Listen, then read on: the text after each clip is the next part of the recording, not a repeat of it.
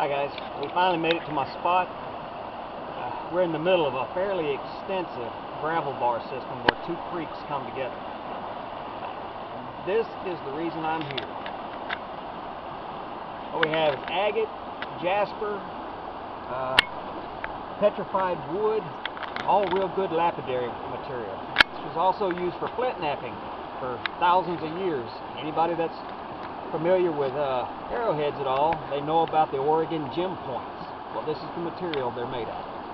Now, as is, you can knock off small flakes and make those little bird points, the little gems, and they work wonderful. But you can also heat treat this and get bigger, better points out of it. We can use this for making jewelry. This is just real beautiful material.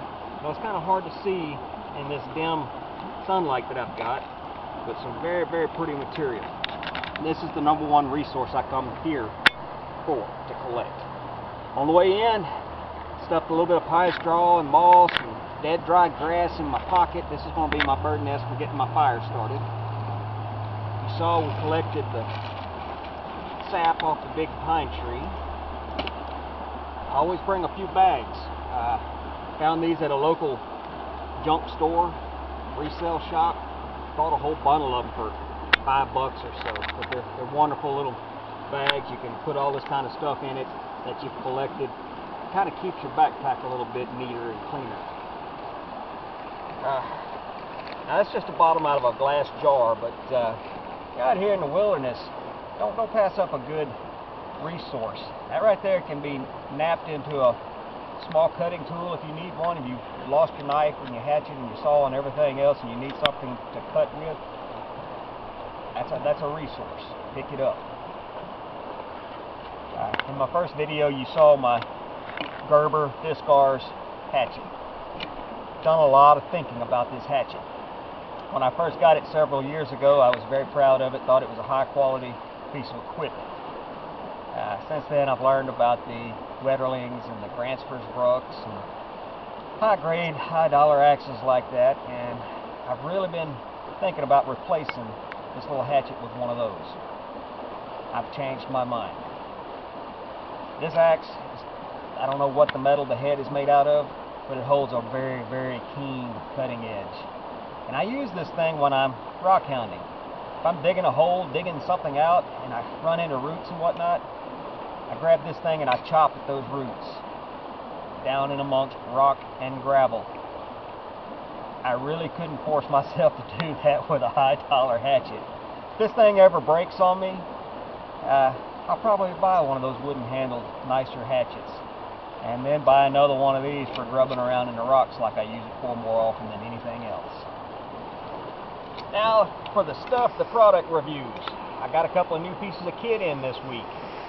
First one, I want to send a shout out to Bushcraft Barton here on YouTube. He put me onto this saw, saved me a ton of money. I was about to spend $120 plus shipping on a really nice breakdown bow saw. He put me onto a company called NorthwestOutdoors.com, and they make a breakdown buck saw, $40. And here it is. Comes in a nice oilskin canvas pouch, a strap and a flap at one end to secure it. And they shipped it out really fast. Held together with Ranger bands in there. It comes with this aluminum rod with wing nuts on either end of it for securing the top. We're probably going to do away with this. It comes with a protector for the saw blade if you get an extra, and I've got one on order, be here soon. And here is the saw. It folds up on itself. Has a slot cut in it to store the blade in so it doesn't get damaged. But this thing just goes together real fast. Put it together.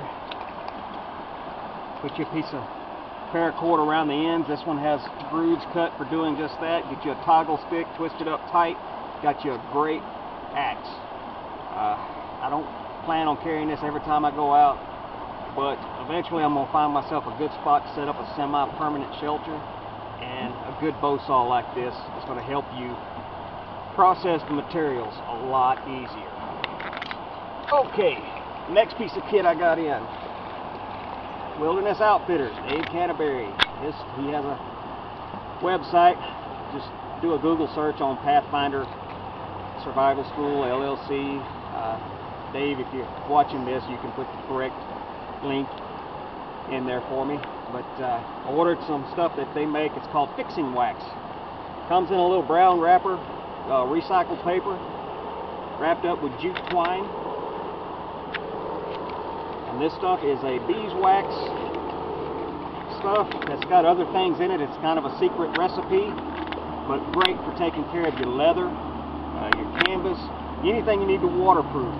It's got a real wonderful feel to it, a mild, kind of a beeswax, honey smell.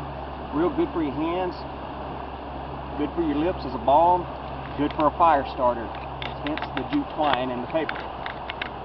I'll probably put some of this on my axe or my saw blade too. Well guys, we got a lot of other stuff we're going to do while we're here, so I'm going to wrap this up, and hopefully I'll be able to put all these little giblets together, a video, and get you on YouTube here pretty quick. See you out there.